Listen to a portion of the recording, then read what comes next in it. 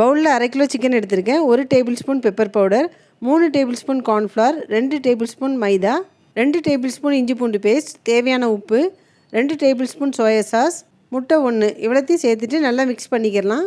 ஒரு லெமனோட ஜூஸும் இதை சேர்த்துட்டு நல்லா மிக்ஸ் பண்ணிவிட்டு ஒரு 1/2 மணி நேரம் அப்படி இருக்கட்டும்.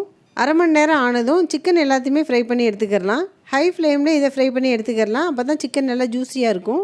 இந்த மாதிரி மசாலா மிக்ஸ் பண்ணி வச்சுருக்க சிக்கன் எல்லாத்தையுமே ஃப்ரை பண்ணிவிட்டு தனியாக எடுத்து வச்சிடலாம். கடாயில் கொஞ்சமாக ஆயில் சேர்த்துட்டு கட் பண்ணி வச்சுருக்க 4 பெரிய வெங்காயம், 2 பச்சை மிளகாய், தேவையான உப்பு சேர்த்துட்டு வதக்கிக்கிறலாம். 1 டேபிள் ஸ்பூன் இஞ்சி பூண்டு சேர்த்து வதங்கினதும் கட் பண்ணி வச்சுருக்க குடமிளகாய் சேர்த்துக்கிறலாம்.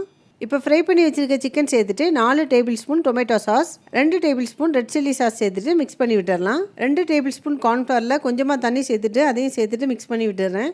கெட்டியானதும் ஸ்டவ் ஆஃப் பண்ணிடலாம். சூப்பர் டேஸ்ட்டில் சில்லி சிக்கன் ரெடி ஆயிடுச்சு. நீங்களும் ட்ரை பண்ணி பார்த்துட்டு எப்படி இருந்ததுன்னு கமெண்ட் பண்ணுங்கள். மறக்காமல் ஜெஃப் சமையல் சேனலை சப்ஸ்கிரைப் பண்ணிடுங்க. தேங்க்யூ.